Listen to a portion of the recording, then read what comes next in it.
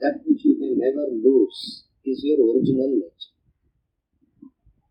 That which is acquired will be lost. Again, that which is your true nature, that which is your original nature is not something that you acquire or lose. Or anything that you acquire can be lost. The body, the mind and intellect is that which is acquired, therefore it will be lost. You can lose this body, mind, intellect and you can get into another sharira. You can lose this sharira and you can take up another sharira. You can go into and you can take up another sharira. So all that is acquired will be lost. Just as the water acquires heat and it loses the heat. The fire doesn't acquire heat, therefore it can never lose heat. Meaning, that which is of your true nature, that which is of your original nature is never acquired, never lost. It means it is ever present. It is ever present, it's there always. That which is there always is to be known. You need not do anything to get it. That which is there always is that which has to be known. Brahman is that which is to be known. You don't get Brahman by any sadhana, any action.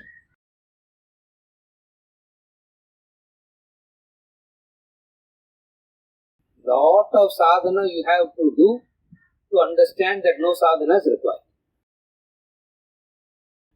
From the beginning you cannot do that.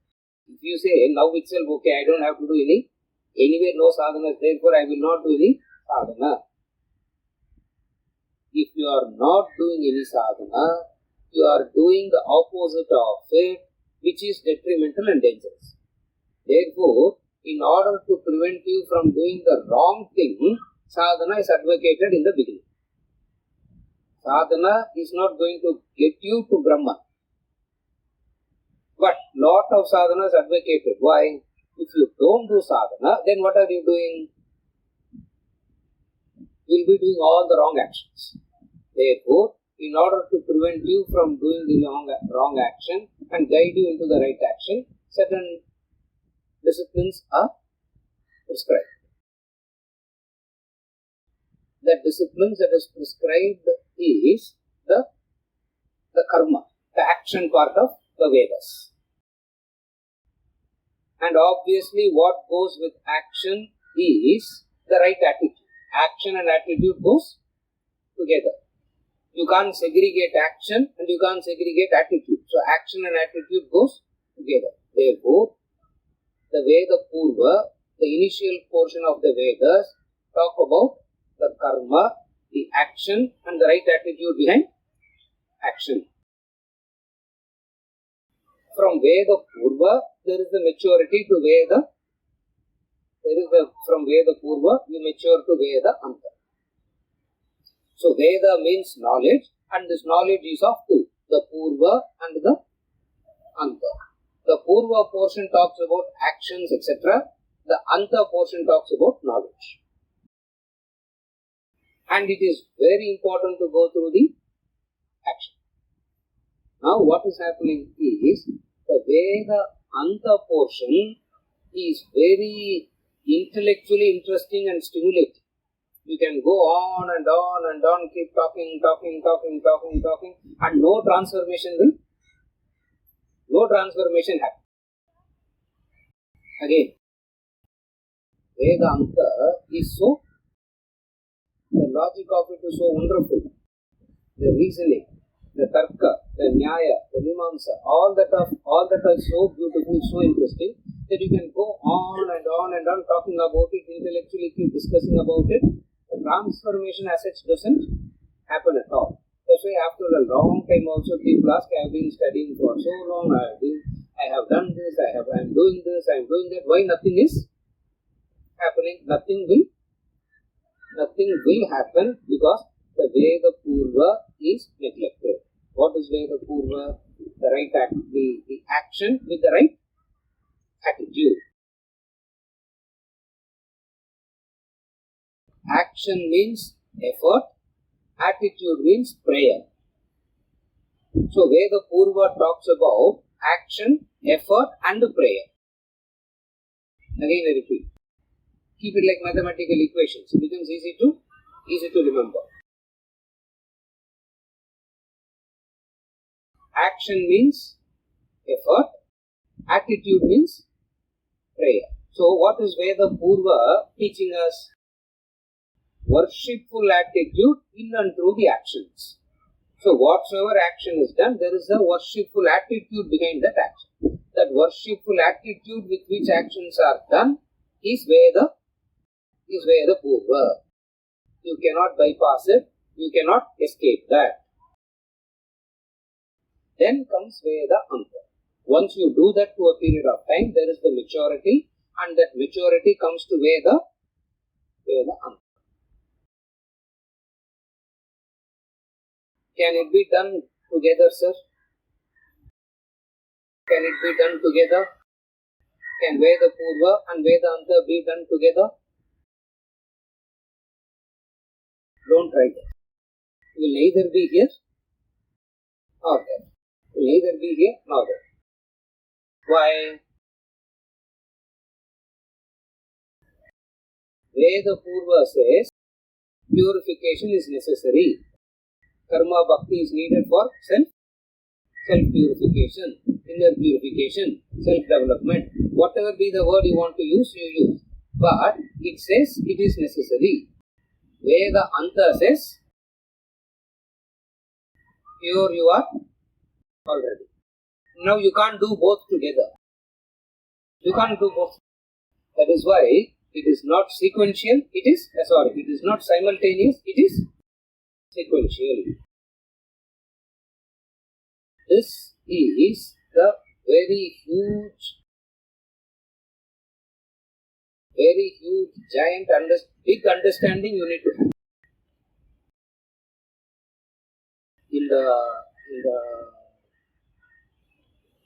In the introduction to the Upanishads, in the Brahma Sutras and Bhagavad Gita, Adi Shankaracharya tries to differentiate it like this. How Veda Purva is relevant, and where Veda Purva ends and where Veda Anta starts.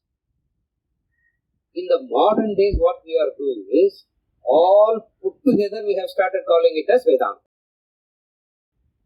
Again, in the modern days what is happening is, instead of going through this segregation in understanding and having clarity, we put everything together and started calling it as Vedanta. And we also keep saying Vedanta. We call it. Therefore, the Veda Purva to Veda.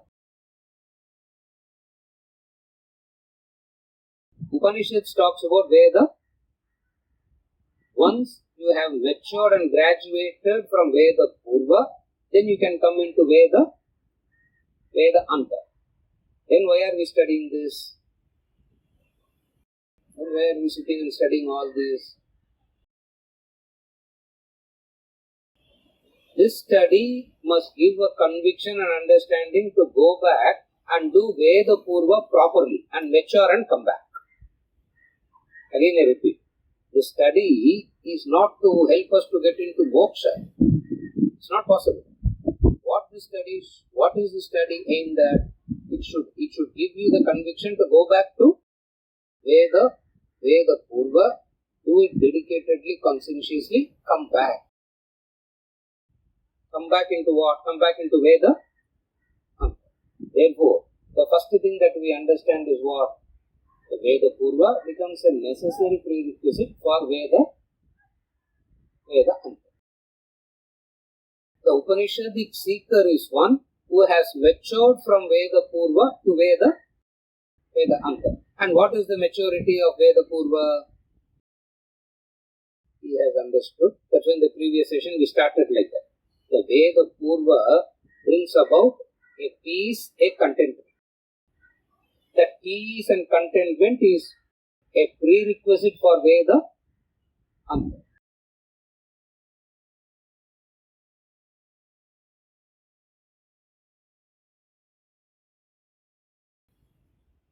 बोधोन्य साधनेत्योगी साक्षान्मोक्षैक साधनम आप्तस्य वह्निव ज्ञानम विना मोक्षो न सिद्ध्यति. In Atmabodha, he says very clearly, knowledge is the direct means for liberation. When we say knowledge is the direct means for liberation, what is implied is you are qualified for the knowledge.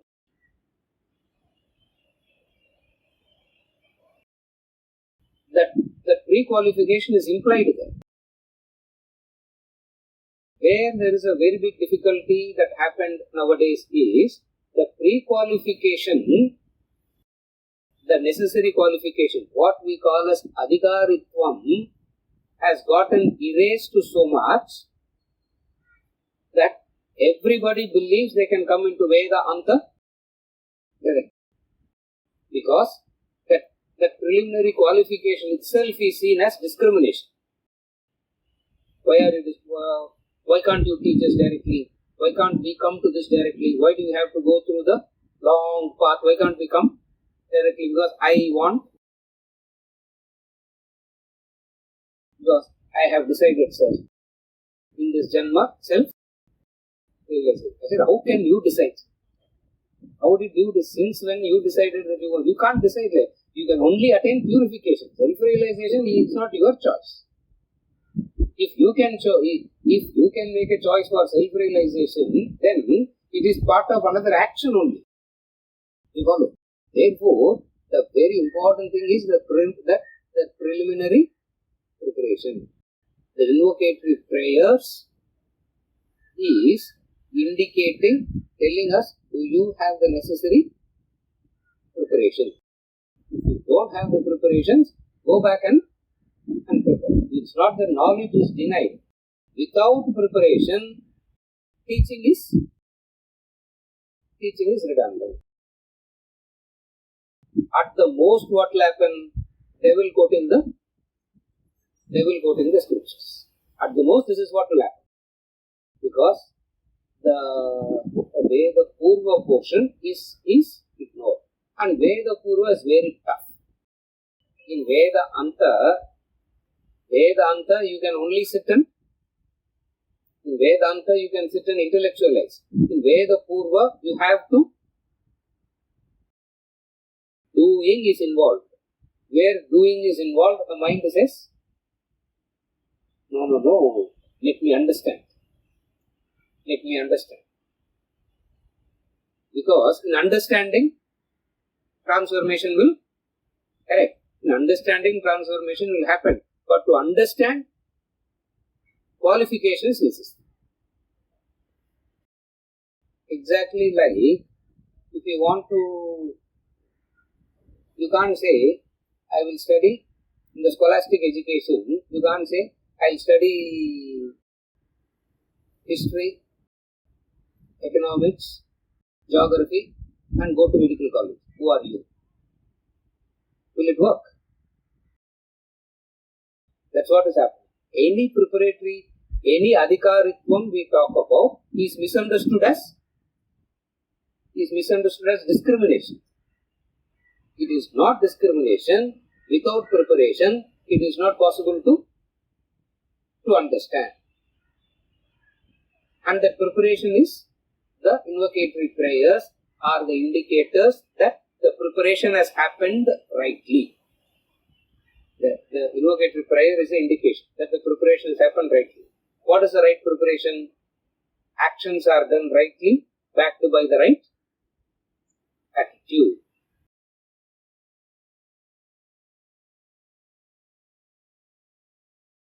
Effort plus prayer equals Veda Purva. Effort plus prayer equals Veda Purva.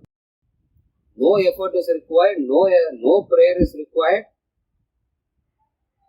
All this is useless, is Veda Anta. Now what are you going to take? Which will you take? What will you naturally take? If this two is given to you, what will you naturally want to take? Anta, correct. Straight away Anta, sir. Because I can understand and walk out enlightened. No.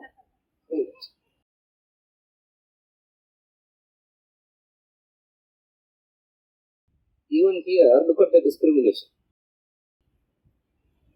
Look at the discrimination, Manish. You all have paid, so you all see the ocean. I am not paid, so I am sitting and looking at. I said, put it like this. No, I said, I want to see. No, sir, why do you need? Even here, discrimination. Maybe. At least in Deer Valley, don't do that. At least in Deer Valley, we will see some. Wherever preparatory necessary qualification is given, it is misunderstood as discrimination. Also, it is misunderstood as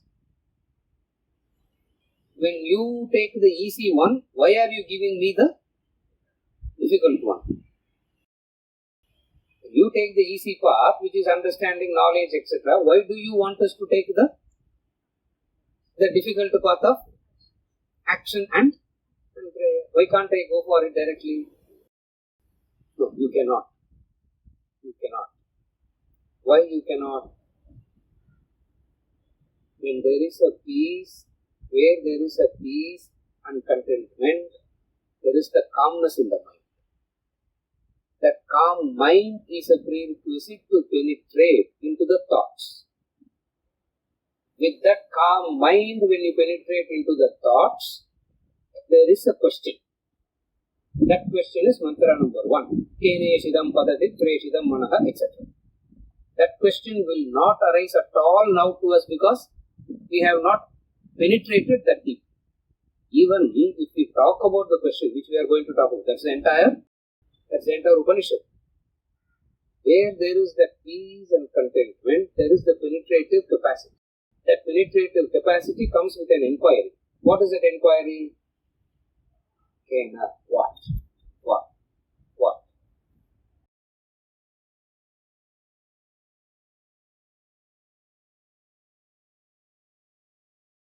But sir, in the initial stages itself, Upanishad is taught, you know the answer already, no. You are able to follow. In the initial stages itself, in Brahmacharya Ashrama itself, in the Gurukula itself, the Upanishad is also taught and the answer is also no. Then, what is the difference? The fundamental difference is this. What is the fundamental difference? Rama asks in Yoga Vasishtha, is there anybody who knows it actually? That's what Janaka asks in Ashtavakra. Do you actually know it, or are you also like the fellow sitting now and talking without knowing anything? Do you know it or you don't know it? Why? What I have heard is the words. I heard the word, I understood the meaning of the word. Hearing the word and understanding the meaning of the word doesn't bring about a transformation. It's very simple. When communication happens, when you are taught, the word that I use comes to you. The word reaches you. The meaning that I want to convey through the word, meaning stays with whom? Again, as I am talking, what reaches you? The word reaches you. As long as you understand the language, the word reaches you. Through the word, there is something that is trying to be. Through the word, something is attempted. That doesn't communicate, that doesn't go at all. For that to be received, preparation is required. You are able to follow now? For that to receive, you can receive the word. Receiving the word, you need only two things. What? You should have a good hearing. As long as you have a good hearing capacity and the knowledge of the language, you hear, you understand. Transformation doesn't. Why? Because something, some meaning is attempted through these words. What is the meaning that is attempted? That's what he is asking. What is it that is driving? What is the reality? Is there a thing called? Is there something called real at all in the first place? If there is something that is real, how do you even know it? How do you even understand? Is it possible at all to know it? Is it possible at all to understand it? All these gives this person sleepless nights. That is Upanishad. Is there a thing called reality? And you have sleepless nights because of not known what the reality. Every one of us sitting here would have had sleepless nights, isn't it?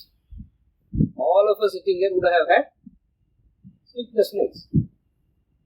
What is it that caused a sleepless night? We all have, isn't it? Even Sakshi will be having, isn't it? Even Sakshi will be having sleepless nights.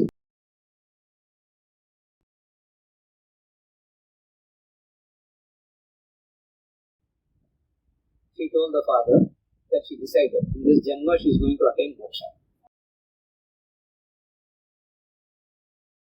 We all have had sleepless nights. That is Sakshi. And she is telling the father that she is decided that she is going to pursue moksha. I said, ask her to go to a proper teacher. We all have had sleepless nights. We all have had, and we still have, and will continue to have also. What is it that causes us sleepless nights? What is it that causes us those sleepless nights?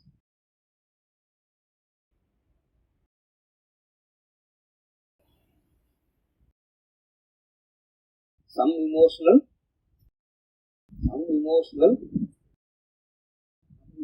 trauma. That's actually no emotional trauma at all. Everybody has sleepless nights when you feel you are cheated. You all have sleepless nights when you feel you are.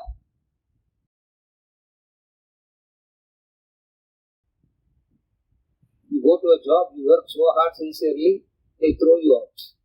You will have sleepless nights, isn't it?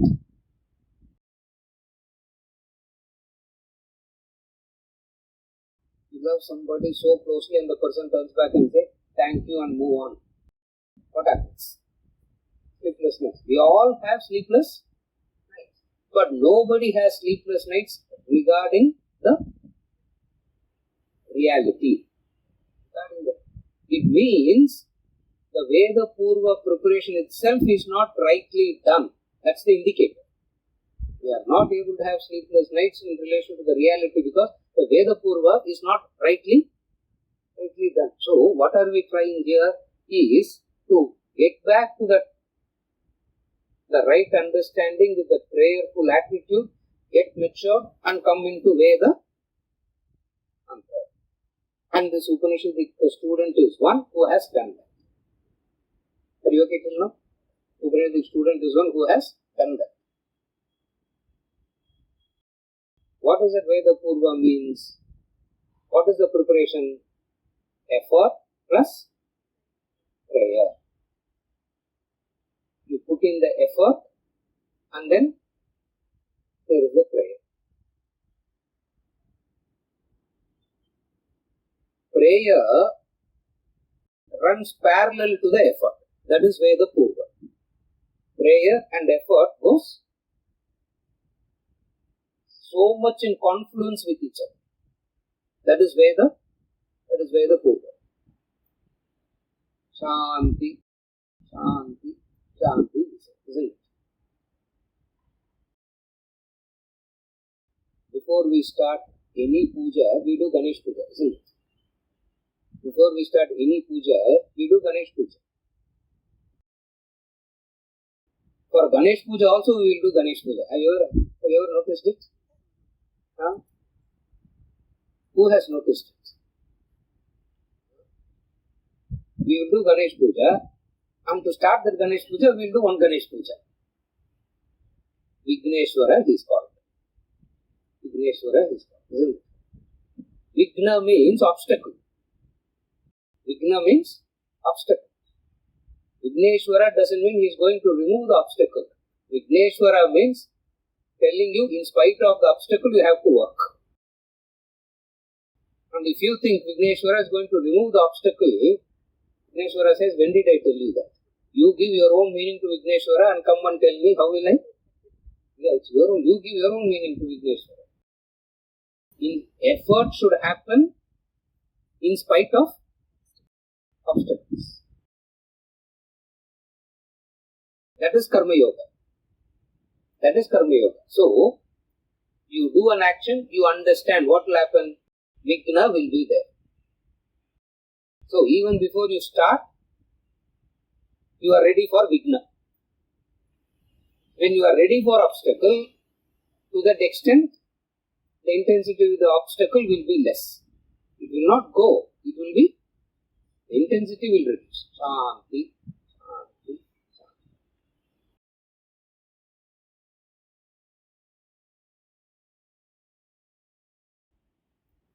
Right season we chose. That's what we thought. Supposing if rain comes now, what will happen? First I will run, isn't it? Yeah, first we will run.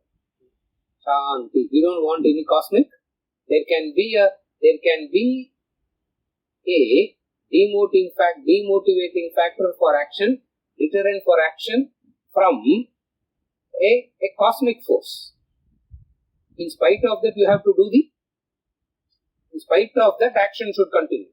Are you able to follow? Second, environmental disturbance. Environmental disturbance.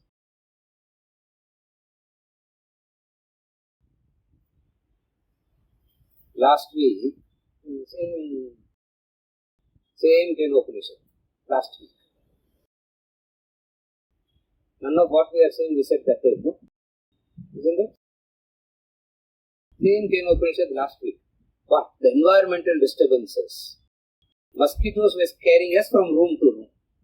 We don't have to walk. You just sit. Mosquito will lift you from one room and it will take you to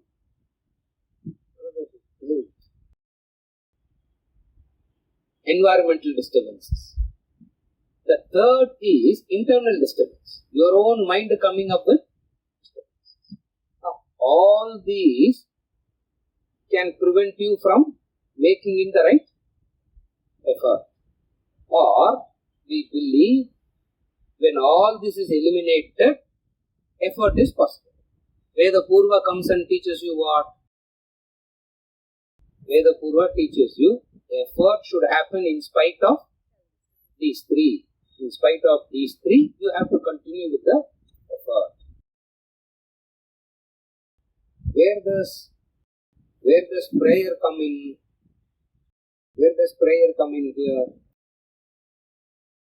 In relation to the action, there is the prayer. In relation to the result of the action, there is the prayer. Again, there is the prayer in relation to the doing, and there is the prayer in relation to the result of the doing. That which in relation to the result of the doing, you take it as prasad. It's called prasada buddhi. It's called prasada buddhi. So what is prayer? Anugraha buddhi and prasada buddhi is prayer. Anugraha buddhi means an opportunity given to you. A chance is given to you. That's called anugraha, the divine grace that has blessed you. So, prayer means a recognition of the anugraha first, divine Lessons. Second is, whatsoever the result is, it is seen as prasad, prasada buddhi. And we have seen this any number of times. You do an action, 4 possible results. Everybody knows that here, no? In the we have by heart. We have rubbed it in circles. Before you do an action, all actions, we have 4 possible results.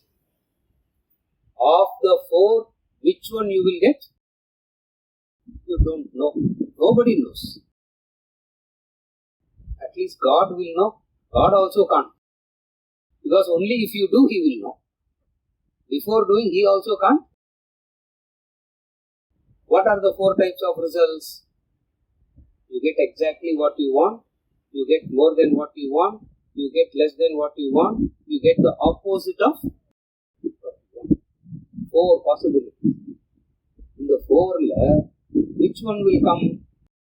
We don't know. But of the 4, one is going to come for sure. Whatsoever comes, I accept it as prasad. Prasad means a non-complaining attitude towards life. That is prasad. That's why some of the temples we have different types of prasad. Meaning, whatsoever is given, you are supposed to take it without complaining. So, what is prasada buddhi means? A non-complaining attitude towards the situations that you are in.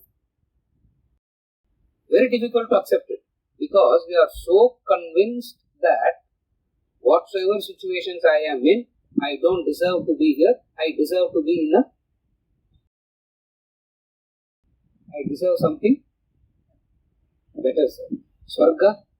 No, Swarga is also Brahmaloka. No, sir. Self-realization? Yes, sir. And that we really don't know what it is.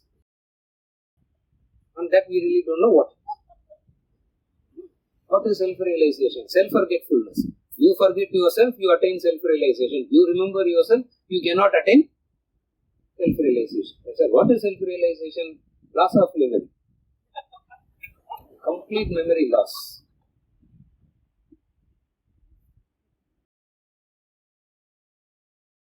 Out of syllabus na soladinga. Self-realization is complete memory loss.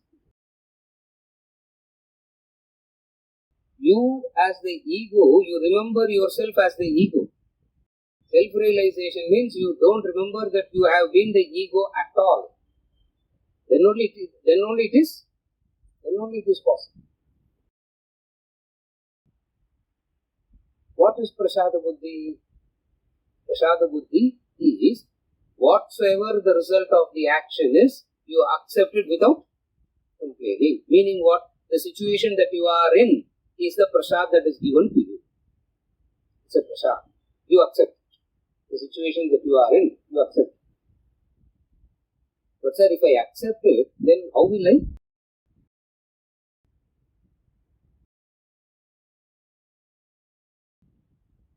How will I do anything for becoming better now? Because acceptance means I will not do anything, so I can never become better then. First accept. And then see if any betterment needs to be done. The moment you can wholly accept, you have reached the peak of Veda Purva, where you understand nothing needs to be done. To come to that point, you have to do so much. Are you okay till now? Again, very good. Veda Purva says, do something. Vedanta, do. Why? Because you believe that betterment is there. Action becomes meaningful only when you have betterment as the goal. Action becomes meaningful. You will be motivated to act only if you have betterment. Better English language.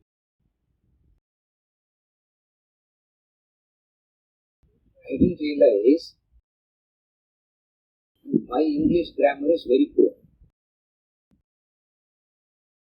whenever Ranjini speaks English only, I used to get a bit perturbed. Now Ranjini's teacher is here.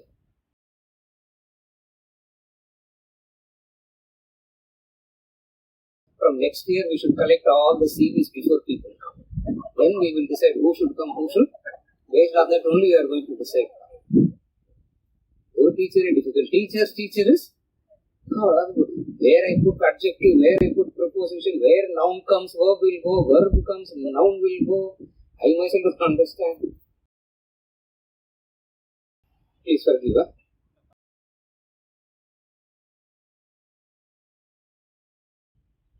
What is prasada buddhi? Whatsoever the result is, you take it without complaining. If I accept it like that, then how will I, then what will we strive for betterment, sir? We all have to strive for becoming better and better and better. No. Veda Purva tells you, you strive. You will come to a point, you will understand what you are calling as betterment is nothing but the horizon. It's like the horizon. The distance between you and the horizon is always the same. Again I repeat. There is the horizon and here you are. The distance between you and the horizon looks very close. But if you observe it closely, it will always remain because if you walk 10 steps, that will also recede by.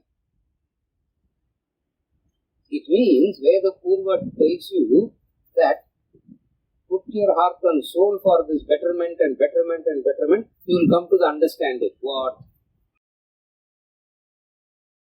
You will come to an understanding. What is understanding that you will come to? As it is, everything is better. As long as you don't interfere with it. As it is, everything is the best. As long as you don't interfere. With what you interfere, with ego we interfere. So what do? Veda Purva dilutes the ego. The diluted ego is matured enough to understand that ego itself is imaginary. Again I repeat. Veda Purva dilutes the ego so much that ego can have a maturity in understanding that ego itself is imaginary. Very difficult to accept the Veda Anta, and Veda Purva is the preparation for Veda. What is the Veda Purva preparation? A prayer before the effort, a prayer after the effort. After the effort, what? 4 types of results. Whatsoever result comes, you are able to accept. You are able to. Before the action there is a prayer. After the action there is a prayer. During the action, what happens during the action? The prayer continues. So Veda Purva is the beautiful confluence of effort and prayer. Veda Purva says, prayer is not a substitute for effort. Prayer doesn't substitute effort.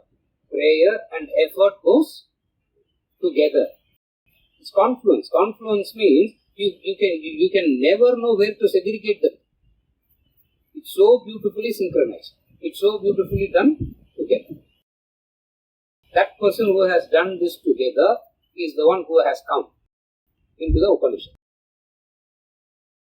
Sahana bhavatu, sahano bhunaktu, sahaviryam karavavahai, tejasvina vadhitamastu ma vikshavahai, shanti, shanti. All type of obstacles will come. Let them all stay quiet. Stay quiet means what? Stay quiet means what? One is to eliminate it. Another is you choose not to pay attention. There are 2 ways. One is to eliminate it. Another is you choose not to pay attention to it. Elimination is not possible. Why? Because one after the other keeps coming. Therefore, elimination is not possible. What is it that you can choose to do? You can choose to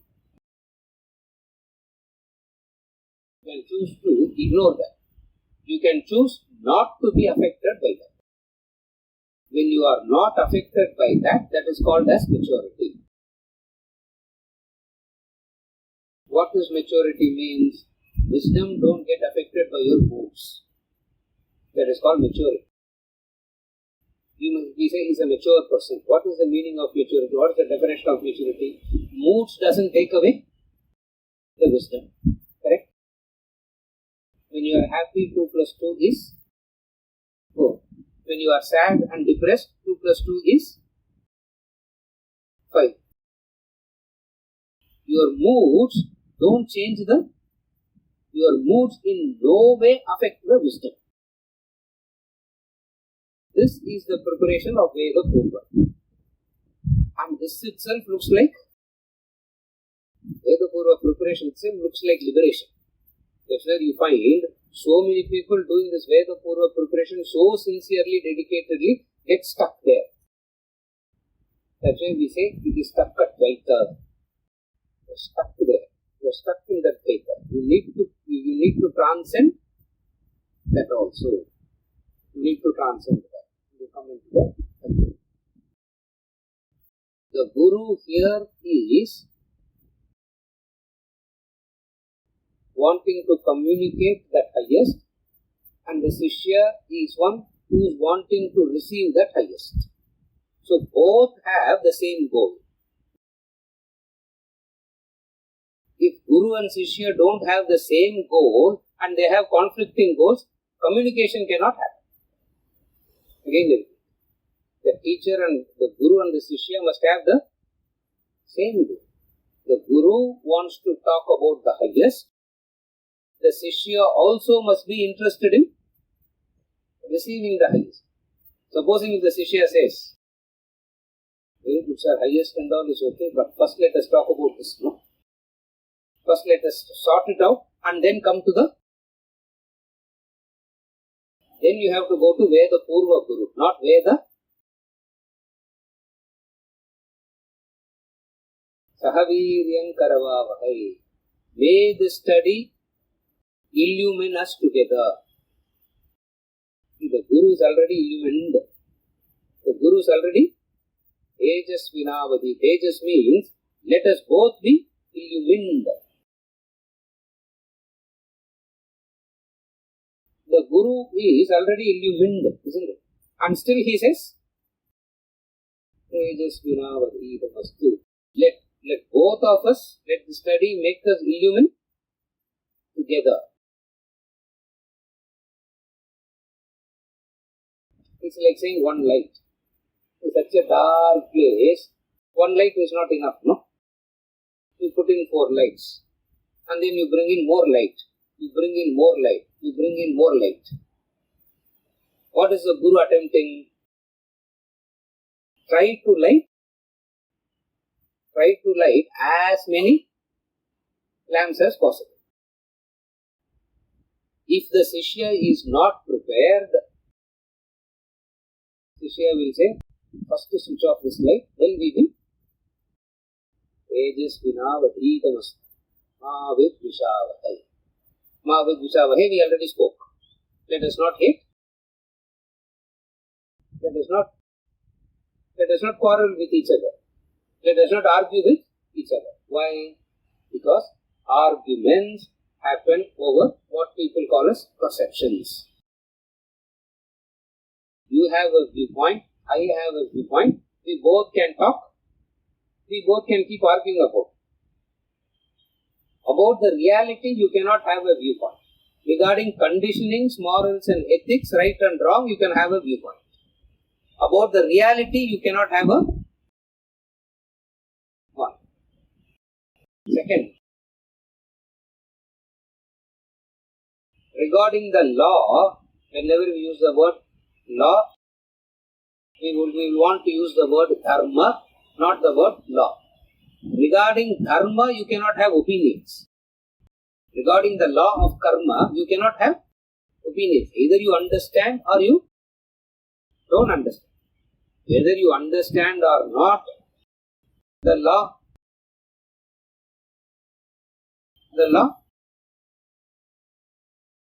the law, the law acts, the law operates. Whether you understand or not understand, accept or not accept, the law doesn't care.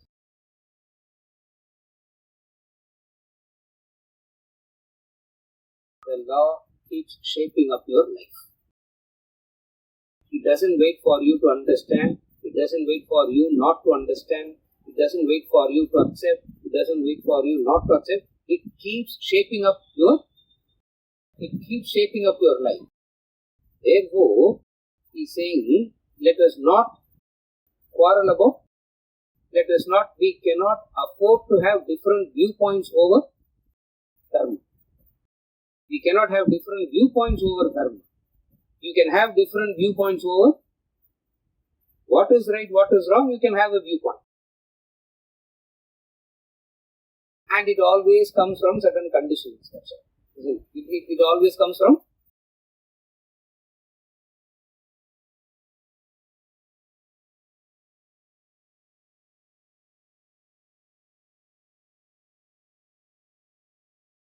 according to my grandmother,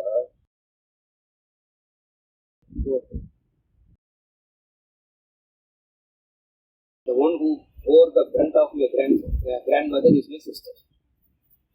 Poor thing, she's sitting here also. She bore the brunt of my grandmother. Before marriage, half sari, after marriage, full sari. That's all.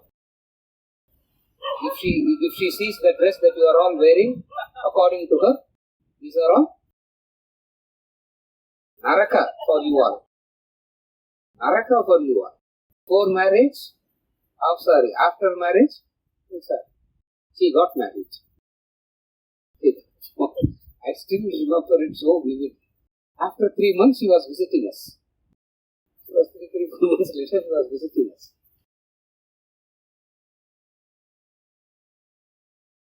The first thing that she got rid of is half sari and full sari.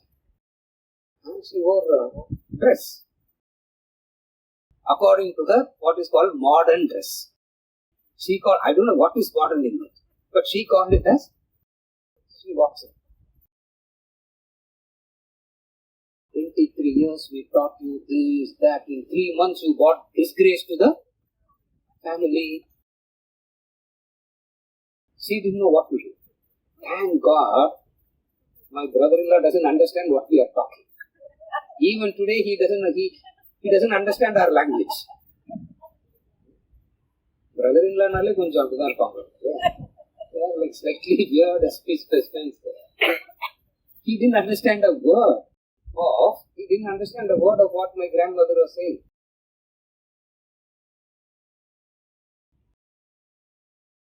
It has got nothing to do with dharma. It is to do with conditioning. The law doesn't shape up your life based on your conditioning. Your worries and anxieties and frustrations are shaped up by your conditioning. Dharma is distinct and different from that.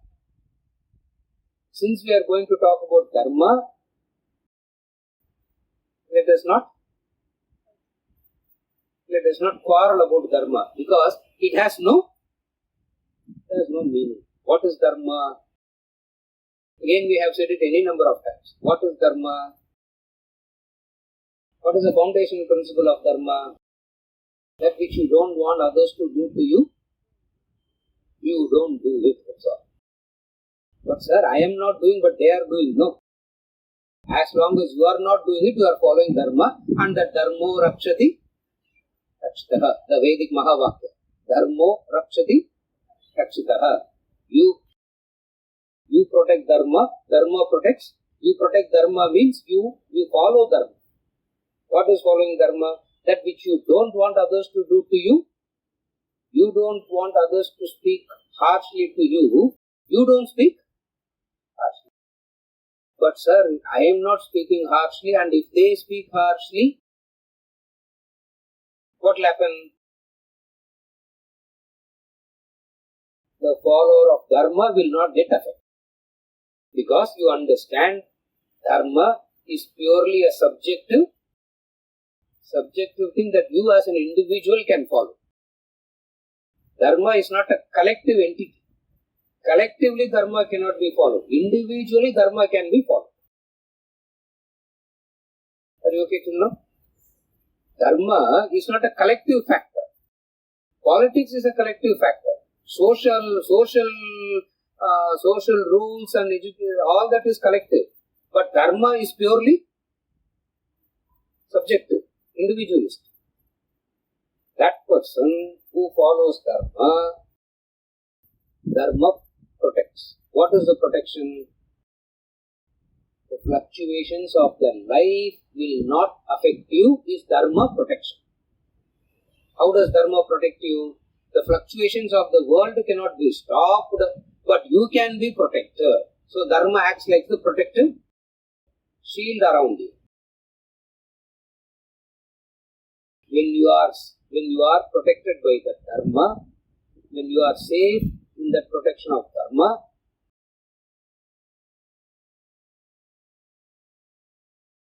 there is a question.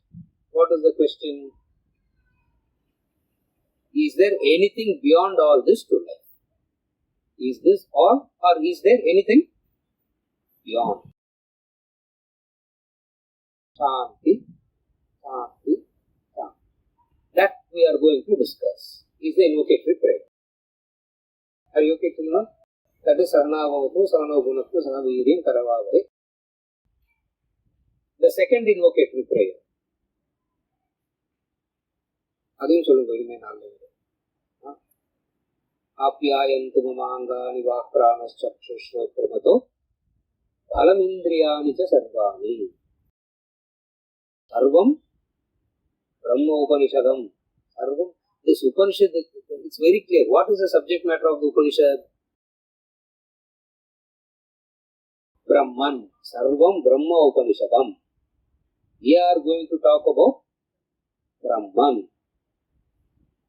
Worry and anxiety and dealing with the life and how to do, what to do and all is not the subject matter of Upanishad. It's very clear. Sarvam Brahma Upanishadam.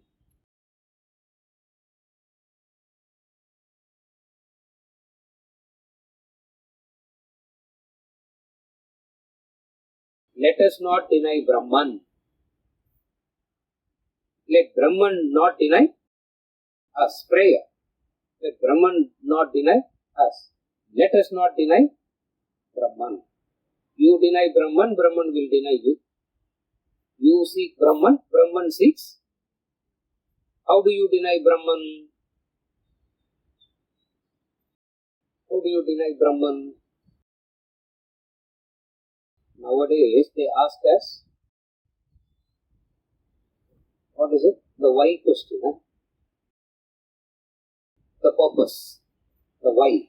The why. The why. What they call us? The why question. The why of everything. Brahma Upanishadam. What is the Upanishad talking about? That Brahman. The supreme reality. You do not deny Brahman. Brahman does not deny. You deny Brahman. Brahman denies you. What is meant by you denying Brahman means?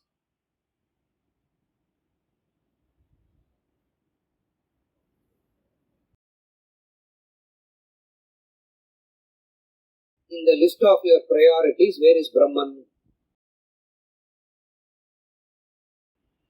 Topmost, sir. In the list of your priorities, where is Brahman? Topmost, sir. And then?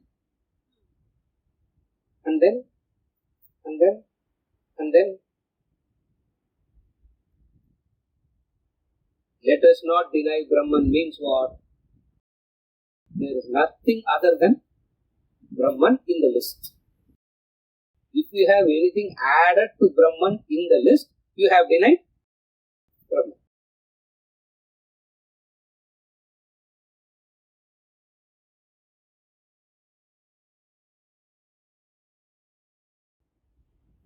You are unable to see me, no? I am not able to see anybody. No, they put so much of light here, I am not able to see anything. Shankar. can't serve two masters at the same time. You can't serve two masters at the same time. Monday to Friday, one master. Saturday, Sunday, Brahman. Again, Monday to Friday, implementation. Saturday, Sunday, sleeping. Because implementation is so tiring, no?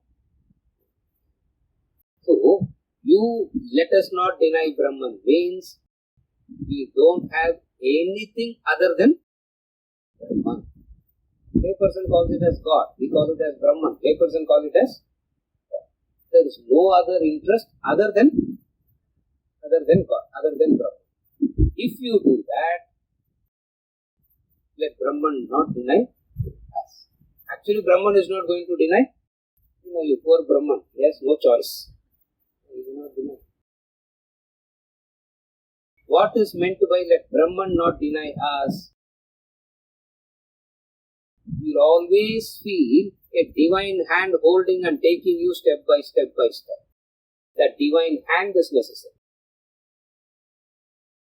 You always feel there is at the level of the Upanishadic level, you can, I don't know what word to use, you feel or you understand or you experience or it's a combination of everything. There is the divine hand that is taking you step by step by step. It's the divine hand that is taking. Because the divine hand is there, you are not at all under any sense of fear, threat, insecurity. That is what is meant by let Brahman not deny us. When you say let Brahman not deny us, Brahman is not going to deny. What is meant is you will start experiencing the divine that is taking you step by step. You won't know what it is. You cannot articulate it. You don't know what it is. You cannot articulate it. Even if somebody asks what it is, you will not know. But in you there is this deep sense of protection. So, the seeker of Brahman is not in the world tossed about. Seeker of Brahman is so well protected.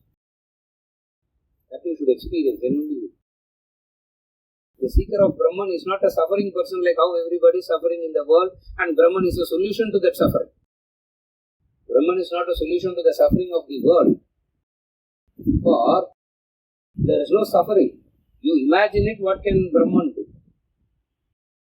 If there is no suffering, you imagine, Brahman can't do. Therefore, what is meant by let Brahman not deny us? See, you follow? What is meant by let Brahman not deny us? What does it mean? Brahman not deny us means you have this understanding. What? You feel so safe. You feel so secure. Dharma is protecting us. Even now, Dharma is protecting us, isn't it? Just 10 feet away, what is the density of the water, the volume of the water? Yeah, as though there is the Dharma, no? That shore is the Dharma. It's not crossing us and sweeping us away. Supposing if we know that is going to happen, what will happen? All of us will run. So everything there is the Dharma, there is the Dharma, there is the Dharma. So a seeker of Brahman is so well secured and protected by Dharma. A sense of protection. A sense of you being taken care of. That's why the seeker of Brahman, others think, oh, so much of tapas, so much of suffering, so much of torture. The seeker of Brahman says, where am I doing all that? Aham Brahma Nirakurya, Mama Brahma Nirakaro, Nirakaranam Astvavinavarana me astu. Tadatmani nirate. Correct? சொல்றது Tadatmani nirate Upanishadsu Maste mayi santu te mayi santu. Let all the virtues come to me. Let all the virtues. That virtue is the preparation of Veda Purva. Let all the virtues descend on me. You follow? And how we should have those virtues? Those virtues should be there in abundance. Not little bit here and there. When you are charitable, your charitable nature should be in abundance. When you are loving, your loving should be in abundance. That's what he says. What all the virtues of dharma is, let us recite, let it come to us. Let it come to us. Nemayi santu, nemayi santu. Again, shanti, shanti, shanti. Very beautiful preparation done to the study. Very interesting, very necessary, very beautiful preparation done to the Apyayantu Mamangani Vakranaschakshushotramato Phalamindriyani cha sarvani. This aspect of the prayer says, let everything be alert. Phalamindriyani cha, let all the indriyas have that phalam, that strength. What does balam, strength means? What does balam mean? What does strength mean? Balam, strength means no distraction is happening. That is balam. What is indriya balam? Indriya balam is not body, not weightlifting, not running marathon. What is balam indriyam? What is balam of indriyam? No distraction. No distraction. In the Siddha Prajna sadhana, when we study chapter 2 Bhagavad Gita, first he defines the Siddha Prajna and then he describes the Siddha Prajna sadhana. When he describes the Siddha Prajna sadhana, very beautifully he says, the senses carry the mind away, the mind takes the intellect away. Balam means what? What is balam? It cannot sweep you away. It cannot sweep you away. It means you have that balam indriyanica. That's called indriya balam. Indriya balam means no distractions. No distractions. That comes through training. That comes through the Veda Purva practices. Whatever Veda practices are, don't worry about the Veda Purva practices. When we go to part 4, we will describe them. Not now. We only set it. Part 4. Okay. In part 4, no, last day escape out there. Part 4, he says. Part 4, he is asking me, repeat the Upanishad. What, you didn't hear or what? Yeah, the student asked, after the entire Upanishad is over, he says, repeat the Upanishad. Beautiful descriptions is going to give there, which is where we will connect it to Veda Purva. He will never say Shrotrasya Shrotram. See, repeat the Upanishad. What you should have said? Shrotrasya Shrotram should have said. No, he is not going to say Shrotrasya Shrotram. He says repeat the Upanishad. He gives a completely different answer, which was never part of the Upanishad till now. Each and every mantra in the Upanishad to break it up, that sukshma, to decode it, to understand what they are saying. There we will connect it to Veda Purva completely. Last. This is the preparation. What is the preparation? Let us not fight with each other. No Q&A sessions. No Q&A sessions. Small GD. because I should sleep. All Gigi is not for you to discuss. If I want to sleep and people are not sleeping, so fight. I will clear the small G. Where you can't sleep but want to fight, you'll have small G. So first thing that we are establishing very clear. No Q&A. Let us not quarrel with each other. That is already established. Let us not quarrel with. And Balam Indriyani Sarvani and all, we'll discuss. But at least one thing we will not deny for these 5 days. What? Let us not deny Brahman. And very easy not to deny Brahman. Switch off the phones for 5 days. You night to go, isn't it? Switch off the. Mudiyadu, yeah. I am not there, no. This WhatsApp is group. Everything there is a group. Sabrimala Yatra, there is a group. Oh my God. That's a group. Breakfast to go group, lunch to go group, dinner, I don't know what. So don't deny Brahman. And very easy. Very easy not to deny. So simply switch off. We will start. Just one important phone call, sir. Just 1 minute call. Remember, you are denying Brahman. Remember, Bhayamurtana, like a terrorism class. This is, terrorizing, and let us not deny Brahman. So that Brahman doesn't deny us.